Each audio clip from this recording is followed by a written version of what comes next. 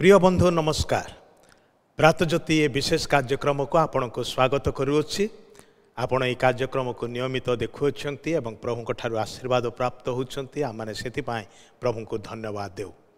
यही कार्यक्रम को आपण लाइक करंतु पुणी शेयर करंतु आपणकर बंधु मान निकटरे जेपरी अन्य माने मध्य प्रभु ठारू आशीर्वाद प्राप्त हेबे।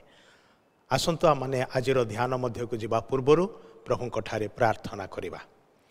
प्रिय प्रभु आमने तुम चरण तले कृतज्ञ अटु। तुम्हें आम को जीवन एवं समय रूप वरदान देइछ। यह तुम ठारू आसीथिबा उपहार अटे।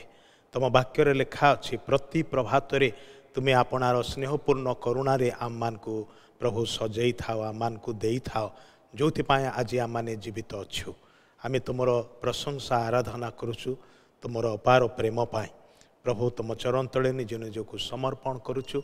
आज तुम्हें आम को जहाँ कहवा चाहूच ताहा आम को कुह बोली प्रार्थना करुचु। निज निजक तुम हाथ में दे जीशुंकर प्रिय पवित्र नाम रे यही प्रार्थना उत्सर्ग करुअछु। आमेन। आमने आज एक विशेष प्रसंग नहीं ध्यान करिबा। क्षमा संपर्क रे। क्षमा एक जरूरी विषय अटे। कहकु गले प्रत्येक जीवन रे क्षमार आवश्यकता अच्छी।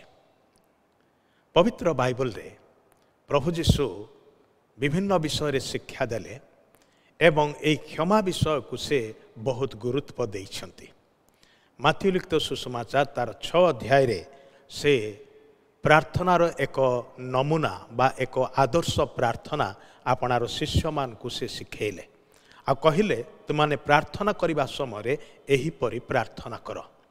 आउ से प्रार्थना मध्य से गोटे विषय को गुरुत्व देले क्षमा संपर्क रे। सेठारे से कथा कहले तुम जिते पिता निकटरे ईश्वर निकटरे प्रार्थना करिबो सेतेबेले एहीपरि कहिबो जे आम्भे माने जेपरि आपणा आपणा अपराधी मान को क्षमा करियछु सेहीपरि हे पिता परमेश्वर आम्भ मानकर अपराध मध्य क्षमा कर। आई आदर्श प्रार्थनार शेष से पुणी तत्क्षणात एक कथा कहउछंती जोड़ा कि माथ्यू 6 पर्वर 14 पद एवं 15 पदर लेखा अच्छी। मो पढ़ी आपण मन देकी शुणु। कारण जेबे लोकमानकर अपराध सबु क्षमा कर तेबे तुम्भमानक स्वर्गस्थ पिता तुम्भमानक मध्य क्षमा करिवे। किंतु जेबे लोकमान को क्षमा न कर तेबे तुम्भमानक पिता मध्य तुम्भमानक अपराध सबु क्षमा करिवे नाही। क्षमार आवश्यकता कौन पाई? जेहेतु प्रत्येके पाप करियछु। पाप कौन? पाप होची ईश्वरंकर विरुद्ध रे आज्ञा लंघन। से कहिथिबा कथा को न मानिबा होची पाप। परमेश्वर आम्मान को किछि करिबा पाई कहिछंती आउ किछि विषय न करिबा पाई कहिछंती। जो गुड़ाक एक आरेकर उपकार जनक से विषय सबू करिबा पाई कहिछंती। जो गुड़ाक परस्परर क्षतिकारक से विषय न करिया पाई कहिछंती।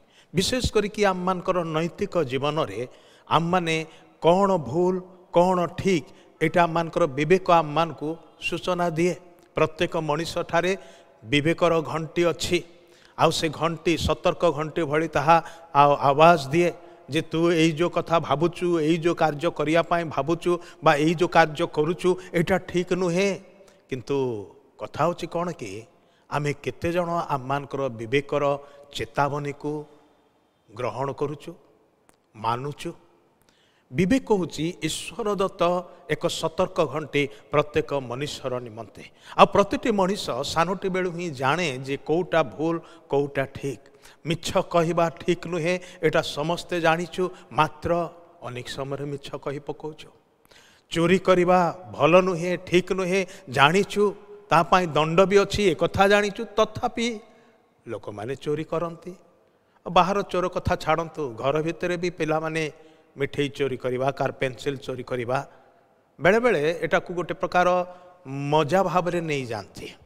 किंतु ईश्वर दृष्टि रे जहाँ भूल ताहा भूल ही अटे। से भूल को आमे पाप बोले नाम देइछु। तेबे जेहेतु प्रत्येके पाप करियछु एमिति जणे नाही ए पृथ्वी रे जे पाप करे नाही जहाँ ठारे पाप नाही। ईश्वर पवित्र वाक्य मध्य एक कथा स्पष्ट भाव में कहे समस्ते पाप करिअछंती ईश्वर से स्तर रु से सोपान रु से स्टैंडर्ड रु महिमारू उणा पड़ जाइछंती। जो उद्देश्य रे प्रभु आम को गढ़िले सृष्टि कले तैयारी कले आमे सेइथिरु ही स्खलित होइचु। पाप आम को तलकु नहीं आसीछि आमको से स्तर रे रखी नाही एवं पाप जेहेतु सबुबले ईश्वर विरुद्ध रे एवं परस्पर विरुद्ध रे अतएव ताहा क्षमा हेबा आवश्यक। जदि आमे अनंत काल रे बंचिबा को चाहूछु जदि आममानकर संपर्क को सजाड़िबा को चाहूछु प्रथमतः ईश्वर सहित तापरे परस्पर सहित एपरिकी परिवार मानकरे मध्य विशृंखला कली गंडगोल मनमालिनता रही एटा तो चारिआडे रही। क्षमा होची से मलम से औषध जहा आघात प्राप्त होइथिबा प्राण को सुस्थ करे विदीर्ण होइथिबा हृदय मन को सुस्थ करे। सेथिपाई परमेश्वर से आम्भमानकर पाप क्षमा करती। ईश्वर वाक्य लेखा अच्छी से तुम्हर अधर्म सबू क्षमा करती से तुम्हर रोग सबू सुस्थ करती। आमे जो समस्त रोगरे प्रपीड़ित ये सबूर मूल कारण कौन जानती कि पाप पाप सकाशे रोग आसिला व्याधि आसिला जरा मृत्यु आसिला विनाश आसिला नरकर दंड आसिला पाप हेतु। तेबे पाप क्षमा नहेले जड़े मनुष्य जीवित पवित्र धार्मिक न्यायवान परमेश्वर सहित संपर्क रे आसीपार नाही एवं पाप क्षमा नहेले परस्पर सहित मध्यमानकर संपर्क रे संशोधन आसीब नाही मिलन हो पार नाही सहभागिता संगति हो पार नाही उत्तम बुझामणा हो पार नाही। सेथिपाई क्षमार आवश्यकता अच्छी। ईश्वर आममानकर पाप क्षमा करने प्रस्तुत अटंती। जेतेबेले आम माने निजर पाप दोष मानिकी तांको निकट को जाऊ आ कहू हे प्रभु मु तुम विरुद्ध रे दोष करिछि मते क्षमा कर सेतेबेले से क्षमा करती। से आममानकर दोष धरी आममान को दंड देवा विषय रे संतुष्ट नुहंती। से कहती आम्भे पापीर मरण रे संतुष्ट नहु। पापी मनुष्य जेतेबेले मन फेराइब एवं मो निकट को पलि आसिब फेरी आसिब मु ताकु क्षमा करिकी ग्रहण करिया पाई प्रस्तुत अटे। आममानकर परमेश्वर आज आपण को आ मते पुनर्बार ग्रहण करिया पाई फेरी पाइबा पाई चाहंती। आमर पाप जेतेबेले आममान को ताहांक ठारु दूर को बहु दूर को नहीं जाउची नरक पर्यंत नहीं जाउची सेथिरु फेरी आसिबा ताहा ही से चाहंती। आमे फेरी आसू यह से इच्छा करती आउ से बार बार कहती मन परिवर्तन कर कारण ईश्वर राज्य सन्निकट अटे। मन फेरेकी ताहांक निकट को आसिले से क्षमा करने प्रस्तुत अटंती। प्रभु जीशु कहले जदि लोक मानकर अपराध क्षमा करिवो ताहाले तुममानकर स्वर्गस्थ पिता मध्य तुममानकर अपराध क्षमा करिवे किंतु जदि तुमे क्षमा करिवो नाही ताहले से मध्य तुमर पाप क्षमा करिवे नाही। आ क्षमा न पाइले आमे केबे भी स्वर्ग को जाई पारिबा नाही।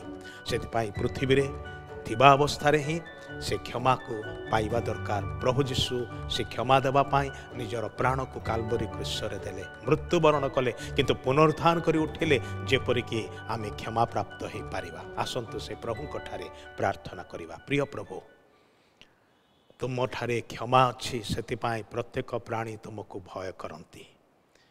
तुम्हें ही क्षमाकारी परमेश्वर अट। आममानकर पाप दोष क्षमा कर एवं एक आरेक को क्षमा करने आममान को शक्ति दियो। यही प्रार्थना प्रभु जीशु ख्रीष्ट नाम उत्सर्ग करुअछु। आमेन। बहुत बहुत धन्यवाद। प्रभु आपण को आशीर्वाद करंतु।